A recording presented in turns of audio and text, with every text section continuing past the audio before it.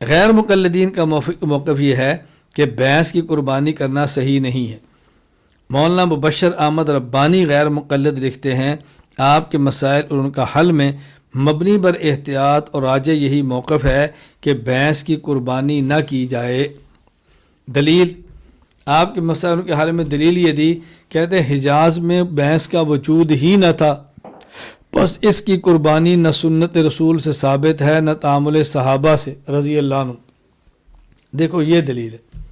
اب ہم کہتے ہیں بات سمجھیں، بھینس اگرچہ موجود نہیں تھی رسول اللہ صلی اللہ علیہ وسلم اور صحابہ کے دور میں حجاز میں، لیکن باجماع امت اسے گائے کے ساتھ مشابہت کی وجہ سے گائے والا حکم دے دیا گیا، جس طرح کہ زکوٰۃ کے مسئلے میں بھینس کو گائے والا حکم دیا گیا ہے۔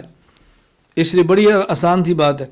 باقی اگر ان کی یہ بات مان لی جائے کہ بھینس بلاد عرب میں رسول اللہ صلی اللہ علیہ وسلم اور صحابہ کے دور میں نہیں تھی لہٰذا قربانی جائز نہیں، تو پھر کوئی بندہ کہہ سکتا ہے کہ بلاد عرب میں اس دور میں بھینس اگر نہیں تھی تو پھر بھینس کا گوشت یہ بھی حلال نہیں ہونا چاہیے، بھینس کا دودھ یہ بھی حلال نہیں ہونا چاہیے، اس سے نکلا ہوا گھی اور مکھن یہ بھی حلال نہیں ہونا چاہیے، یہ بھی تو اس وقت موجود نہیں تھی نا۔ تو اس لیے یہ دلیل بنانا ایک مزح کا خیز امر ہے، اس کے علاوہ اور کچھ بھی نہیں۔ باقی جب غیر مقلدین کو پڑھا اور دیکھا گیا تو معلوم ہو کہ غیر مقلدین علماء کی بہت بڑی تعداد بھی آج بھینس کی قربانی کے جواز کی قائل ہے۔ مثلا فتاوی علماء حدیث جلد 13 صفحہ 46 پر ہے سوال، کیا بھینس کی قربانی جائز ہے؟ جواب جائز ہے، کیونکہ بھینس اور گائے کا ایک ہی حکم ہے۔ اسی طرح فتاوی علماء حدیث جلد 13 صفحہ 74 خلاصہ بحث یہ ہے کہ بکری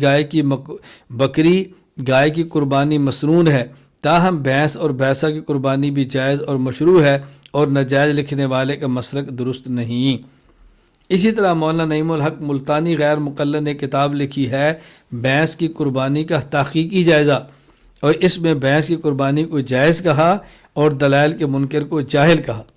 باقی غیر مقلدین کے کئی علماء ہیں جن کے یوٹیوب پر ویڈیو کلپس موجود ہیں جو بھینس کی قربانی کے جواز پر دلائل دے رہے ہیں۔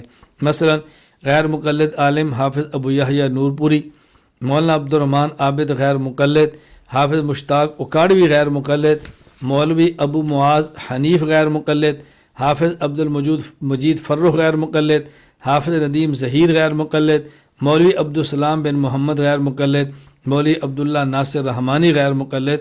آپ ان کے کلپس دیکھ لیں، یہ باقاعدہ قربانی کے جواز کے قائل ہیں۔